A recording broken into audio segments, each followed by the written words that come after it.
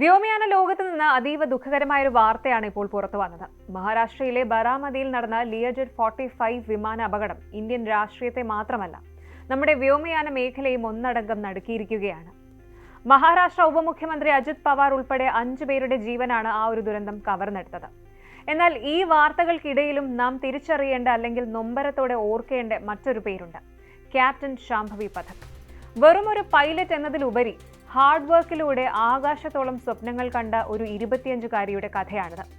ഒരു വലിയ കരിയറിന്റെ പടിവാതിൽക്കൽ നിൽക്കുമ്പോഴാണ് ആ മിടുക്കി ഈ ലോകത്തോട് വിട പറഞ്ഞത്. എന്താണ് ഈ ദിവസം ബറാമതിയിൽ സംഭവിച്ചത്? ആരായിരുന്നു ശാംഭവി? നമുക്ക് പരിശോധിക്കാം. ഡൽഹിയിലെ എയർഫോഴ്സ് ബാൽഭാരതി സ്കൂളിലായിരുന്നു ശാംഭവിയുടെ പഠനം. വിമാനങ്ങളുടെ ഇരമ്പൽ കേട്ട് വളർന്ന അവൾക്ക് കുട്ടിക്കാലം മുതൽക്കേ ആകാശത്തോടായിരുന്നു പ്രണയം. മിക്ക കുട്ടികളും +2 കഴിഞ്ഞ് എഞ്ചിനീയറിംഗിനും മെഡിസിനും പിന്നാലെ പായുമ്പോൾ ശാംഭവിക്ക് ഒരേ ഒരു ലക്ഷ്യമേ ഉണ്ടായിരുന്നുള്ളൂ: ഒരു പൈലറ്റ് ആവുക. 2018-ൽ സ്കൂൾ പഠനം പൂർത്തിയാക്കിയ ഉടൻ തന്നെ അവൾ തന്റെ സ്വപ്നത്തിലേക്ക് ഫ്ലൈറ്റ് എടുത്തു. ന്യൂസിലൻഡിലെ പ്രശസ്തമായ ഇന്റർനാഷണൽ കൊമേഴ്ഷ്യൽ പൈലറ്റ് അക്കാദമിയിലാണ് ശാംഭവി ട്രെയിനിങ്ങിനായി ചേർന്നത്. വിദേശത്തെ കടുത്ത തണുപ്പിലും വെല്ലുവിളികൾ നിറഞ്ഞ ഭൂപ്രകൃതിയിലും വിമാനം പറത്തി അവൾ തന്റെ ആത്മവിശ്വാസം ബിൽഡ് ചെയ്തു. ന്യൂസിലൻഡിലെയും ഇന്ത്യയിലെയും എല്ലാ പരീക്ഷകളും ക്ലിയർ ചെയ്ത് ചുരുങ്ങിയ കാലം കൊണ്ട് അവൾ ഒരു പ്രൊഫഷണൽ പൈലറ്റായി മാറി. പലരും വിചാരിക്കുന്നത് വിമാനം പറത്തുക എന്നത് യന്ത്രങ്ങൾ പ്രവർത്തിപ്പിക്കുന്നത് പോലെ എളുപ്പമുള്ള കാര്യമാണ് എന്നാണ്. എന്നാൽ ശാംഭവി വിശ്വസിച്ചിരുന്നത് സാങ്കേതിക വിദ്യയെയും പ്രകൃതിയെയും ഒരുപോലെ അറിഞ്ഞാൽ മാത്രമേ ഒരു നല്ല പൈലറ്റ് ആകാൻ സാധിക്കൂ എന്നാണ്. അതുകൊണ്ട് തന്നെ അവൾ മുംബൈ യൂണിവേഴ്സിറ്റിയിൽ നിന്ന് എയറോനോട്ടിക്സ് ആൻഡ് എയ്റോസ്പേസ് സയൻസിൽ ബിരുദവും സ്വന്തമാക്കി. അവളുടെ ഏറ്റവും വലിയ achievement frozen ATPL, frozen airline transport pilot licence നേടിയതായിരുന്നു. അതായത് ചെറിയ പ്രായത്തിൽ തന്നെ വമ്പൻ യാത്രാ വിമാനങ്ങളുടെ ക്യാപ്റ്റനാകാൻ ആവശ്യമായ എല്ലാ തിയറി പരീക്ഷകളും അവൾ പാസ്സായിരുന്നു. ഇതൊരു നിസ്സാര കാര്യമേ അല്ല. അത്രമാത്രം ഡെഡിക്കേഷനും ഹാർഡ് വർക്കും ഉണ്ടെങ്കിൽ മാത്രമേ ഈ ഒരു ലെവലിലേക്ക് എത്താൻ സാധിക്കൂ.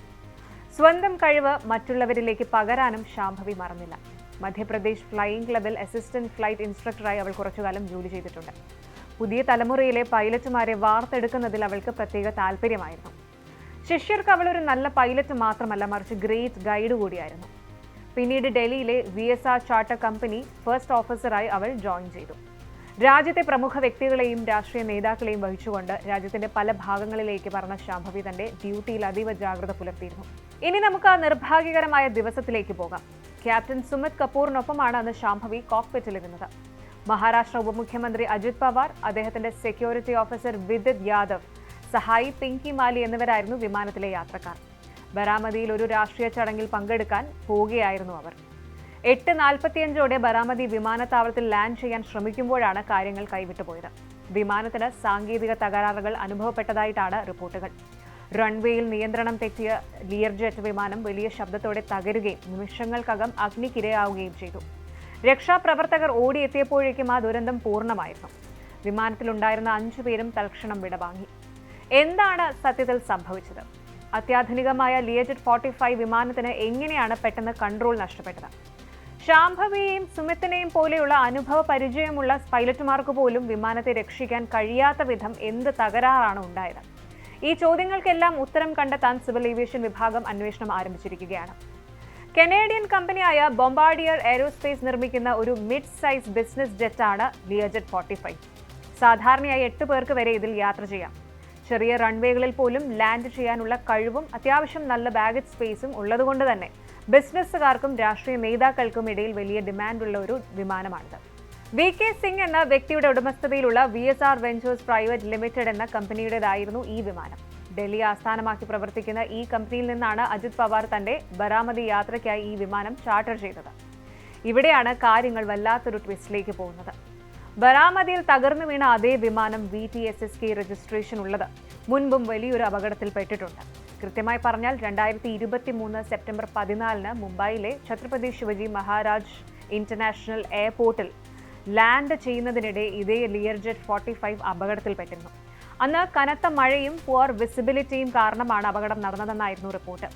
അന്ന് ഭാഗ്യം കൊണ്ട് വലിയൊരു ദുരന്തം ഒഴിവായി. പക്ഷേ അതേ വിമാനം വീണ്ടും സർവീസിന് ഉപയോഗിച്ചു എന്നതും അതോടുവിൽ അജിത് പവാറിനെ പോലെയുള്ള ഒരു VIP-യുടെയും ശാംഭവിയെ പോലുള്ള ഒരു പൈലറ്റിന്റെയും ജീവൻ എടുത്തു എന്നതും ഗൗരവകരമായ ഒരു ചർച്ചയ്ക്ക് വഴിവെച്ചിരിക്കുകയാണ്. ലിയർജെറ്റ് വിമാനങ്ങളുടെ സുരക്ഷയെക്കുറിച്ച് ആഗോളതലത്തിൽ തന്നെ ആശങ്കകൾ നിലനിൽക്കുന്നുണ്ട്.